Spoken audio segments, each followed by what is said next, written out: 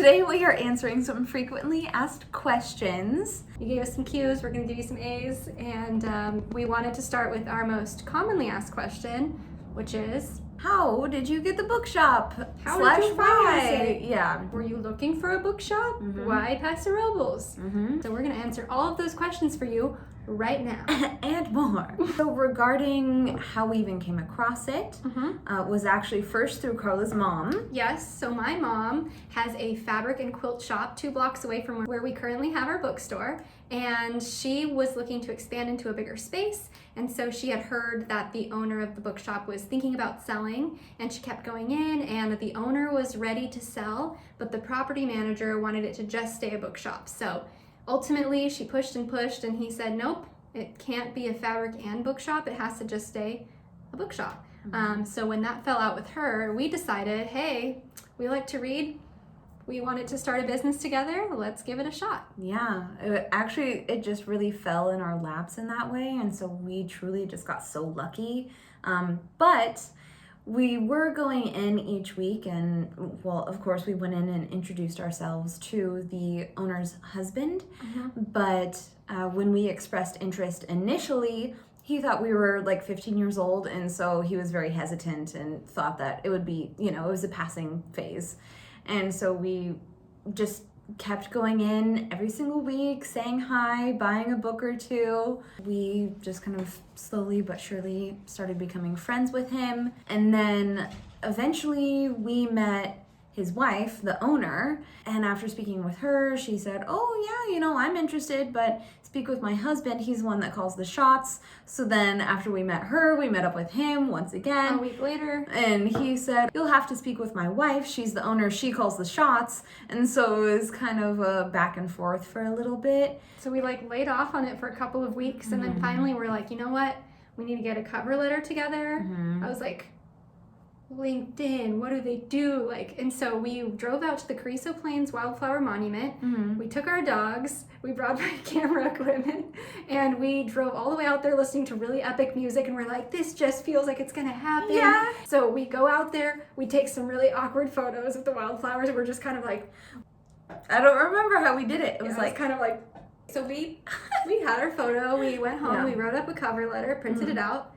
The next day, we took it into the husband, and we said, hey, we also brought a copy for the property manager, because we knew that he works upstairs. And so we brought it in, we put it on his desk, we had our name, our phone number, why we were a good fit for the bookshop, and we said, hey, here you are, we're ready to go. And he pretty much looked at it and said, I'm ready to be done with this. When do you want to start? And we said, tomorrow. He said, okay, come here tomorrow and I'll train you. And then we took the same copy, but we said, well, we need to make sure it's okay with the property manager. So we went upstairs to the property manager, who, people have said that he, my Is mom very intimidating. We didn't know if he was going to reject us because we looked young, or because we didn't have the vision of the bookshop that maybe other people would have, and other people have tried to buy this bookshop and failed. So it's, it had this weight to it. So we went upstairs, we talked to him, he immediately liked us. It was so wonderful. He said, I absolutely think this is great. If you guys want to do it, you have, my support. And kind of negotiated what our rent would be like. And then we got the plans for the shop. We went downstairs, met with the husband one more time, left, and then came back the next day, and that's when we got the keys to the shop. Yeah, before we had even put down any money. Yes. Before we had even signed a contract. Because we wrote up a contract, I think, that night, right? Yeah, so he gave us a little brief training, and then we were like, oh, wonderful, we'll see you tomorrow. But what did he tell us before we left about the inventory of the bookshop? Oh, right, okay, so the only thing he wanted to take with him was his precious comic books. He had these probably 6 boxes worth, maybe 7 boxes worth of pristine, mint condition comic books. Yes. And so he's like, I'm bringing those with me. That's like my final payment. That's what I want to take. And we're like, yeah, of course. Obviously, we're not going to be like, no. So yeah, we were like, okay, great. That sounds wonderful. Had the keys. And we headed out. Yeah. And then, we had agreed that we'd be getting there at a certain time the next day. And then 3. And then we got there at 3:45. We were late. And we got there at 3:45, walked in, and we're like, hey, we're ready, for our day 2 of training. And he looks at us, and he's so serious. Because he was helping customers. Yes. But we were like, hi. Yeah, and he had been super bubbly and friendly with us the day before. So immediately we were like, oh no, he's been having a bad day or something. Or he's having scared. second thoughts. He's going to say, like, just kidding. Yeah. Don't want to sell it to you anymore. And so he didn't even say hello back to us, I don't think. No, he just I don't looked think he did. at us. He just like, oh, that was the worst feeling. Oh, I know. And then he turned back to the customer, and then they left, and he turned to us and said, I came here this morning. The back door was unlocked and all my comic books were gone. Yeah. Well, you laughed at first, though. Yeah, I did. Because you thought it he was was a joking. Yeah. Like, in that same moment, too, I was like, oh, he's, like, joking, and obviously he took them home with him. Yeah. And it's like, oh, you girls stole my comic books. But then, like, yeah, so you laughed for a second, and then I was like, oh, my God, he's serious. Yeah. And then we looked at each other, and we were just like, and at that moment I was like, it's over, it's done. Upon hearing this, my brain went into like solution mode. I was like, we need to prove that we're innocent in this. If all else fails, we just need to show him that we did not have a part to play in this whole thing. Meanwhile, I was like, So I was like, all right, do you have any cameras? Did you file a police report? What's the police report number? And he's like, I did file a police report. We don't have any cameras in the shop. And I said, does anyone else have the keys to your bookstore? And he said, no, originally. No one else does. Just you guys and me and my wife. And we're like, okay, this looks really bad. Yeah. Like really, really bad. And so I was like, okay. So I went outside. I called the police station. They weren't helpful. The camera pole that they have wasn't actually on, so they didn't help me with anything. I went to the air conditioning shop on the corner. I asked them for their camera footage. They said they would email it to me, but it ended up not happening right away. Then I was looking around, just kind of seeing with my eyes if I could spot any cameras. The Pine Street Saloon, which is right behind our bookshop, which is a bar, has cameras everywhere because they're a bar. So I go in there, and it felt like a movie or like a video game where you walk into the saloon, it's the middle of the day, there's the bartender's like wiping a glass, and then there's 2 guys sitting at the bar. One guy's just holding a beer, and another guy's just sitting there like this. I go up to the bartender, I'm like, hey, do you have a manager I could speak to? Because I'm trying to see the security footage. And she's like, yeah, my boss is right here. And he was the guy holding the beer. Was just sitting at the bar, was the boss of the saloon. And I was like, hey, we had a break-in. I'm the new owner, one of the new owners for the bookshop. Could I see your security footage? And he led me in the back. He sat me down, and he let me look through the entire night's worth of footage. I explained to him what happened. At that point, the husband had told us that he suspects it could have been one person, and this is the car they drive, and it was a blue car. So if we see that car getting close to the bookshop, so from 5 p.m. when the bookshop closed to 7 in the morning, I sat there and I scrubbed through. It took me an hour and 45 minutes because you can only go 3 times the speed. I scrubbed through all of the night's footage. Yeah. And then finally, at I think 6 in the morning, this car is coming down the road, it turns into the bookshop, backs up, pops the tailgate, and someone gets out, but the door was open, so you couldn't see who the person was. But you see the car, the color, and then they were there for like 20, 25 minutes.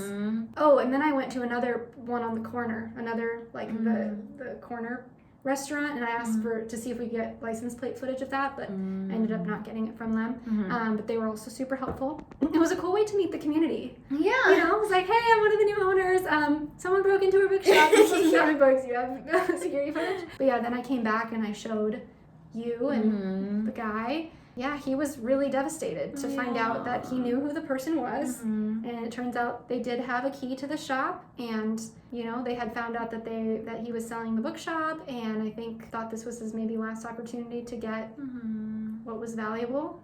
We'll call the owner's husband Tom just for the story. Yeah. Wow, we did feel absolutely horrible for Tom because he was so, of course, like as we mentioned, that was the one thing that he wanted, and he didn't particularly enjoy working at the bookstore, but he was doing it for his wife, and yeah, that was really the one thing that he wanted to bring back with him. So we really felt sad for him, but at the same time we were so relieved that he knew it wasn't us that did it. that made him like us a whole lot more. And we really... he told people I was a private investigator. Yeah, that's right. He's like, oh, I know it's in good hands because you guys, someone will hold the fort down and then you'll chase them down and tackle them. And I'm exactly. That's us in a nutshell. Yeah, honestly. So we just kind of went on. Yeah. Learning. Yeah. We picked it up in like a day. Yeah, he continued to train us. He was thinking that he would stick around for about a month and train us. But we caught on just really fast because, of course, we grew up learning computers. And we had jobs before this in which we used computers and would ring people up and stuff. So we were very familiar with the process. And then he was like, well, okay, I guess you're ready to just be on your own. And so we wrote up a contract. We signed the contract. And we gave them our deposit. We had negotiated a number, but instead of one lump sum, it was a gift, essentially. And then we're just gifting them some extra money every month, divided out of what was left from the agreed upon amount as a gift. But they signed over the business in our name, and it was all in trust. So legally, we don't have to pay the rest of it, but morally we do. And we will. But we've been keeping up with the payments. We have receipts. And we don't own the building. A lot of people think that maybe we own the building, so we do pay monthly rent to the property manager as well. But that was also a huge gift. He gave us 3 months of rent for free. Because we were doing renovations and fixing up the place. Everyone just really was so supportive and had our backs, especially during those first few months when we really needed it. So one thing that you guys should know when you're applying for a business, or if, let's say you're thinking of starting a bookshop or another business, and I think maybe this is something we can go into just a little bit. We can make another video talking about like, so you want to start a business, how do you do that? But you have to get your business notarized at the notary's office. You have to get then a fictitious business license for a fictitious business name that then you have to publish in your local paper for 4 weeks. If you don't do that, your business isn't valid and the IRS won't recognize it. And it's this weird thing that I had never heard of. And I graduated with a business degree, and so I was kind of like, well, you know, like, why is this not talked about more? So you have to pay $65 to get, you know, the business name transferred in our names, and then $65 to have the newspaper print a little box, like the tiniest little thing on a page. So just be cautious what you put on there. Use a PO box if you have one. That's what we would recommend. So we also then had to go into the local courthouse. It was so nerve-wracking though, because obviously it was something we had not gone through before, and so there were just so many steps that we didn't even realize we would have to take, and it was crazy just figuring it all out. So there was so much just back and forth, and all this information that we'd get from one location and they'd tell us to go somewhere else and then come back, and eventually we got it all done, got our business license, and we just started. And that was it. Yeah, I mean, we never closed. I think a lot of people also think that we closed for renovations or ask if we're open.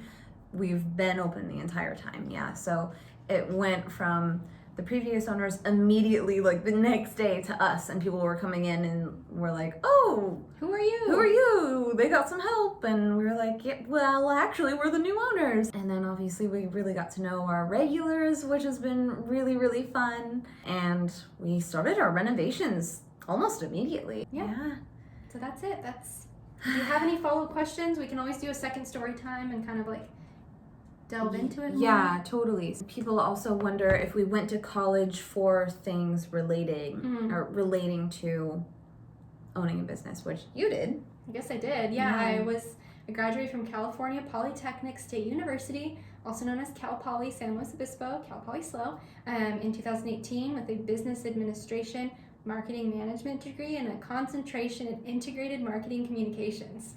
It's a mouthful. So all about like business administration, like owning a business, running a business, more in the digital sphere, not so much like small brick and mortar companies, but same principles apply. And then a lot of like marketing. So I worked professionally and still do work professionally in marketing. And I didn't go to school for business. I studied nutrition at CSU Chico.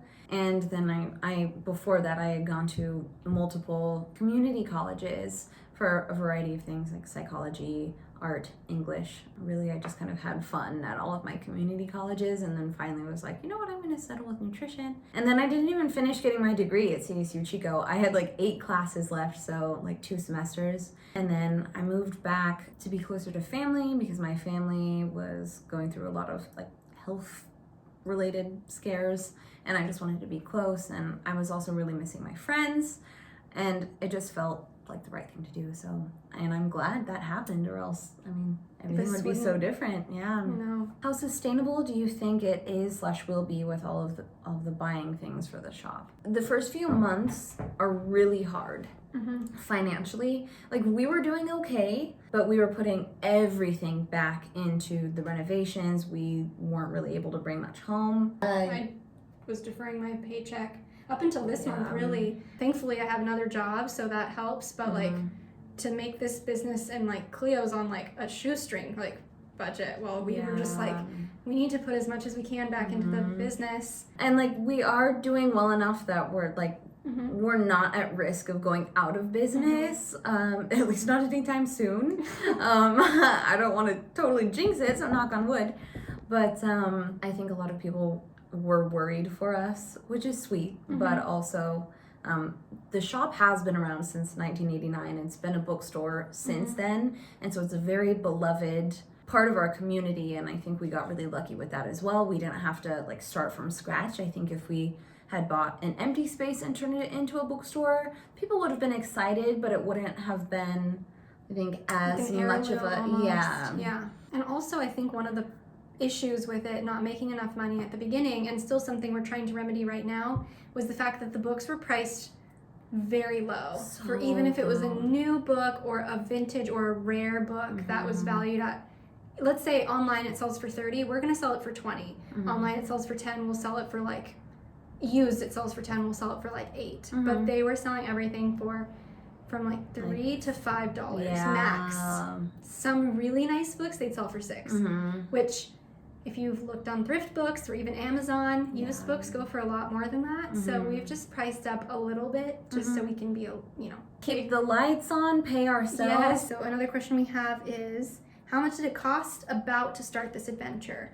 Well, we don't want to give you our exact finances right now just because we're still kind of figuring out what we want to share with the internet. We did some research before we purchased the business to make sure that what they were asking was a fair price for the amount of inventory that they had, the infrastructure of the space, the location. And what we found was that for a bookstore in general, if you want to start one, and this is starting one from scratch, this isn't necessarily buying a used one, but it can range anywhere from $20,000 to $100,000 plus dollars. So obviously, if you're going to be in downtown New York City, you're going to be paying a lot more for materials and delivery fees and rent, but and if you have a smaller shop, it might be a little bit less. But generally speaking, you're looking at least a couple of tens of thousands of dollars, at least. And then I'd say kind of in the middle of that is where if you're trying to start a business and you're looking to take out a business loan, keep in mind that if you're buying books, we fortunately get a lot of donations. So we don't have a lot of inventory spend. But books are not cheap. Yeah. Even wholesale, they're at least $6 to $8 a piece, at least. Keep that in mind and make sure that if you're looking to open up a bookshop, what's the demographic like in your area? What are people interested in? Do some market research and see what are people looking for in that area. Yeah. Another question is, did we look at other locations, or was this specific location the one that we were interested in? And as I'm sure you gathered from our story time, this was the only location that really ever crossed our minds. I mean, of course, I had thought long before this was even a possibility, like, oh, I'd love to move to France and have a little bookshop in the countryside or something. Like live on top of it. Yeah, oh, I know. Have it be like a tea shop and a bookshop and serve little cakes, little macarons.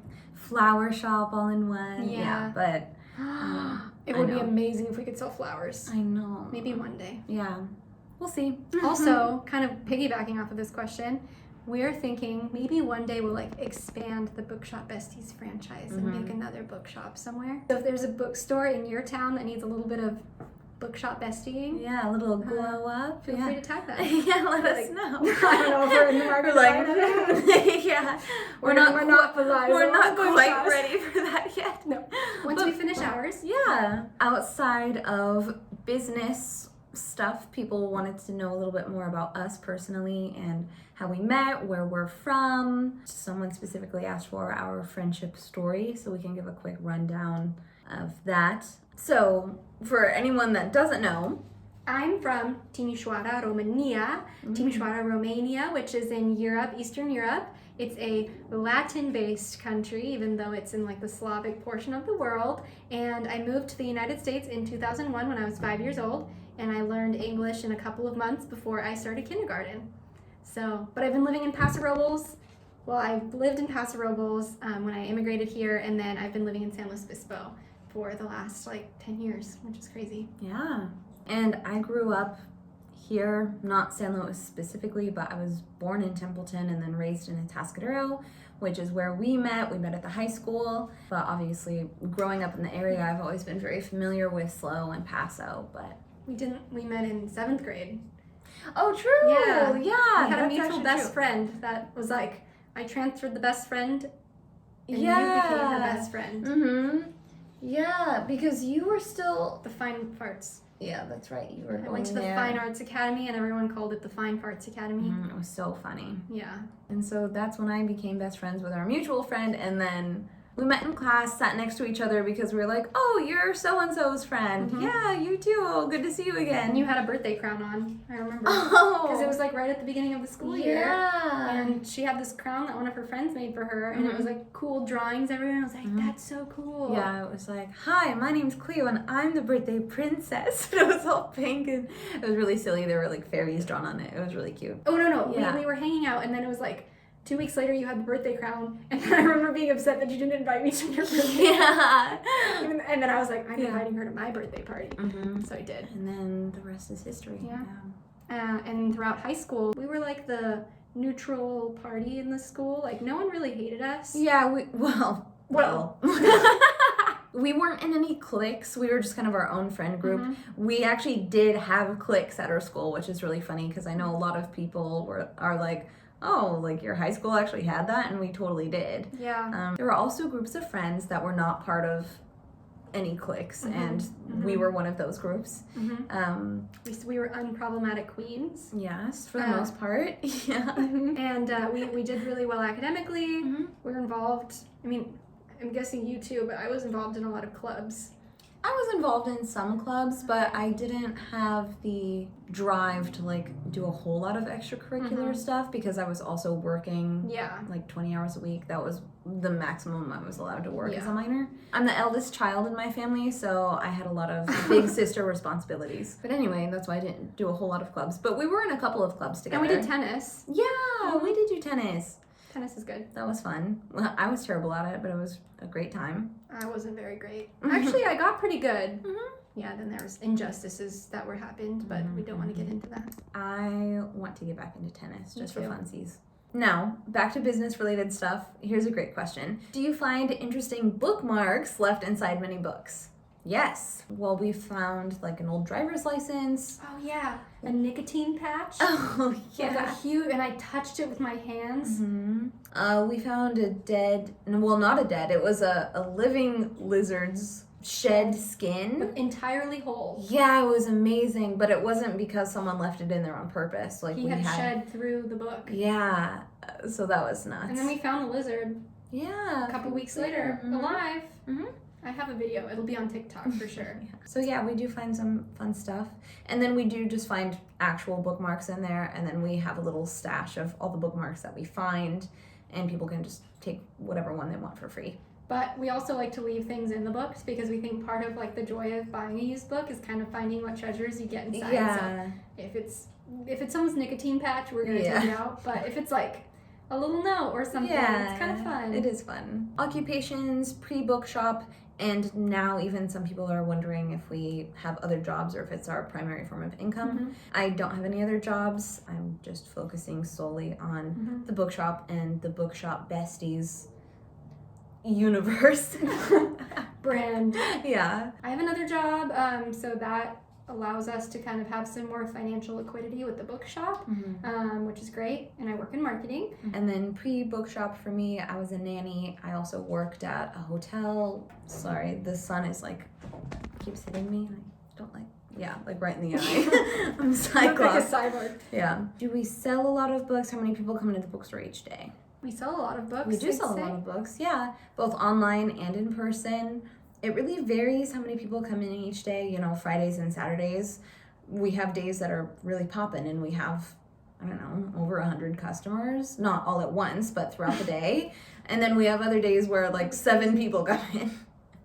I feel like that's been fewer and fewer though. Yeah, they are few and far between now, which is obviously really good. Mhm. You know, like a Tuesday or a Wednesday sometimes are a bit slower, which Yeah. makes sense because people are at work and kids are at school. What factors go into pricing books that people bring into the shop? If you want to go into that. So how new the book is it a popular author? Is it an autographed copy? Is it a first edition print? For vintage books, you know, are they in good condition? Do they still have their dust jacket? I always forget that word for some I know, reason. me too. Do they still have their dust jacket on? You know, is the book in good condition? If it has tattered corners, it's going to be priced lower than the same book in perfect condition. And then also, is it really hot right now on Book Talk or Bookstagram or BookTube? You know, if there's a popular book, it's going to be priced a little bit more competitively, and ultimately I think we look at prices online and try to make sure that we are up there with those prices, but still making sure you're getting a better deal than anything you would find on Amazon or anything. That's something that I look at a lot. If it's $15 on Amazon, I'll do $14 at our shop, you know, or something which is like that. still sad because that price is already undercut on Amazon. They undercut, and that's one thing that we get a lot of questions on. Sometimes people said, oh, well, I can find this new for just a little bit more money or for about the same price, but that's seldom the case, and it's usually because Amazon will intentionally undercut their prices so that way they can put people like us out of business, so they can get the monopoly on the book market. So if you like small businesses and if you like bookshops, please support them. Most of our books average out at about $7, so it's really not a lot. And honestly, there's a lot of books that are still priced really low. Another question that we get all the time is what are our favorite books and genres and authors, and we're going to do a whole other video of like our top recommendations. We want to do like from our childhood favorites all the way through now, and so that'll be a really fun upcoming video that you will want to keep an eye out for if that interests you. We answered, I believe, almost everything that people asked. So if you have more questions, let us know down in the comments and we'll respond. And if we get enough, maybe we'll make a second Q&A. But we just wanted to kind of talk with you more about that sort of thing and kind of introduce ourselves a little more formally, I guess, because, you know, everything has just been a vlog so far, and we haven't had any sit-down videos like this, really, so. Yeah, so now you guys hopefully get to know a little bit more about us. If you have any other questions, as Cleo said, feel free to ask them, and you can always join our Discord if you want to hang out with us more. It's going to be down in the links below. We have a great community on Discord. We'd love to meet you and just keep building this awesome community that we've grown to love, and you guys are awesome. So thank you thanks so again for much. watching. And Bookshop Besties out. See you next time. Bye.